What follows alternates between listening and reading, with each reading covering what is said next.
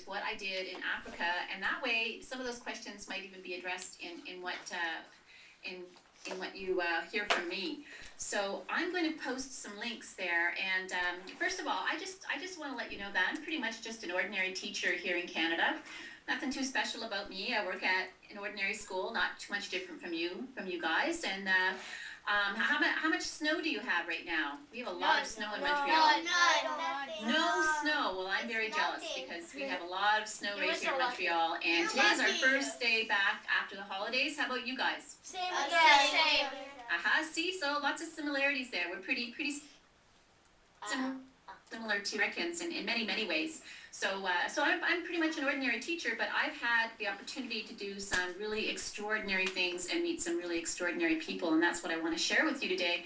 And I want to just send out the challenge to you. I mean, it's New Year's, and you've heard of New Year's resolutions, right? Yeah. So I'm just going to throw out the challenge to you about what you can do being an ordinary student, okay? What you can do to change the world to make it a better place. What are you planning to do this year? You know, even just from your school classroom or the suburbs you guys live in, what kinds of things can you be doing to be an ordinary student doing extraordinary things and meeting extraordinary people? Because I think technology, and you're holding it in your hands there, has that capability. And I think it's pretty extraordinary we're even having this conversation. So I just wanted to leave you with that challenge, and I'm gonna pass by a few opportunities that you may not have considered or don't know about to maybe help you along with being an ordinary student doing extraordinary things. So well, that is really very exciting. Go ahead, Lisa. It's really very exciting because that's the whole idea of this club, is to figure out what we can do to improve the world. That's what we're here for. Fabulous. Now, I don't see my stuff coming up in the Cover It Live. Should I see it there when I hit the send? And well, right now everything is being moderated. Does anyone see it so yet? It might. I see it. Okay, it's coming. Oh, good. Okay. I spelled where. There it is. Okay, so I sent it twice. So pardon me for sending it twice. I was getting impatient there. That is my blog, and I sent in particular all the blog posts about my experiences with Teachers Without Borders Canada, so that you can see that while I was over in Africa, before I left, while I was over there, and a little bit afterwards, I pretty much journaled what we did and who we met and who we did it with. And so if you're ever interested in reading the sort of full story, because you're just getting little bits and pieces of it right now, of what we did and who we are and who I worked with, it's all there. But Teachers Without Borders basically asks ordinary teachers like me to get together and work in teams over our summertime, July and August, in places like Africa and other parts of the world. And it just so happens I went to South Africa twice and to Kenya twice. And when I went to South Africa, I worked with the same people 2 years in a row on the other side in South Africa. And we helped teachers in the very poor townships of Cape Town.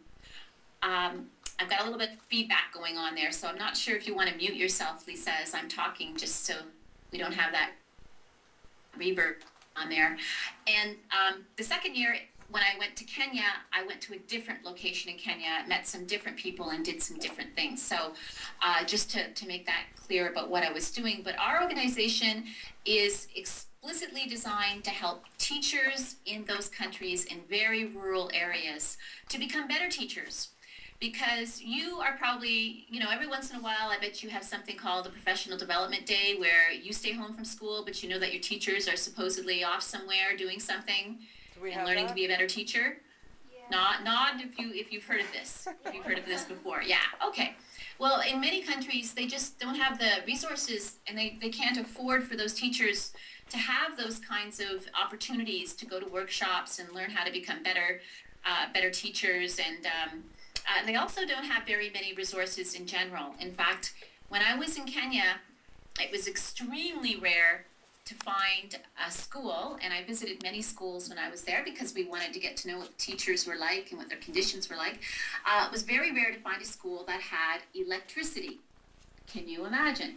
Now, if you don't have electricity, guess what else you can't have? That's right, for starters. That's right, computers. How about heaters? How about air conditioners? How about fans? You know, all those things they don't have. So it's a to go and visit these schools and realize that they don't have smart boards, they don't have projectors. In fact, they usually don't have enough books to go around for all the students. And you would often find, if you go to my Flickr account there, you'll find some pictures of me in the Kenyan schools. And you'll know that they're the Kenyan schools because they're the ones that are pretty basic versus the South African schools that look a little bit more like our school system.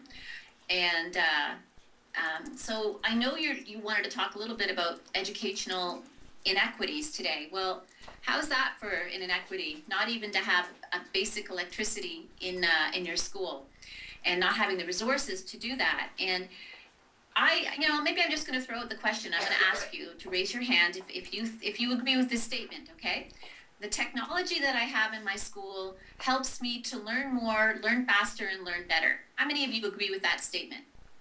That the technology helps you learn better. Okay. Now, and how many of you have electricity at home? Okay. And how many of you have a computer attached to that electricity at home? How many of you have more than one computer at home? Exactly. How many of you walk around with a computer in your pocket because you have a phone? That's right. That's the way. That's the state of where we are at in North America and many other parts of the world. But there are overwhelming more children out there who do not have access to a computer either in the classroom or at home. And you're right. I think we have an edge because we have that kind of technology that helps us to learn better, faster, more efficiently, have access to resources that are just amazing when we do a Google search online. I want to share with you, I think, the accomplishment that we made that I'm most proud of, actually, when I went over to Kenya in particular.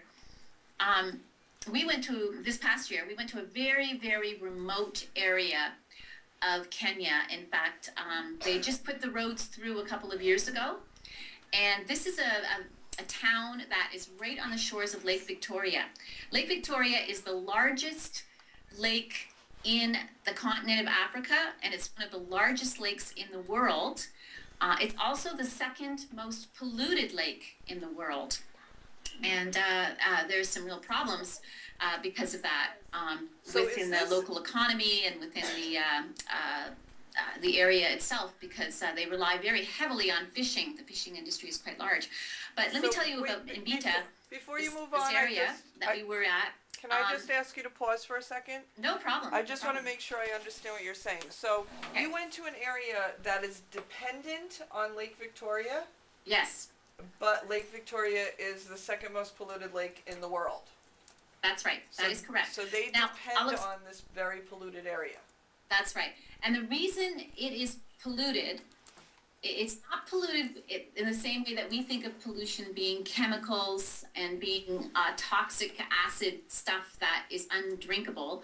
It's polluted in the sense that the eco-balance of the lake has been very, very, very much damaged by the introduction of a species of fish by man about 40, 50 years ago that basically has been a predator to the rest of the other good fish in the lake, and it has upset the eco-balance by eating all the good fish, and of course all that means that the ecosystem has been affected, the plant life has been affected, and what the pollution is really is the bacteria growth that is taking place in this lake that if you drank the water, you probably would get sick because it's got bacteria in it and parasites in it that would make you very, very sick. And yet I have pictures of people bathing in this lake, taking their drinking water from this lake, washing their dishes in this lake.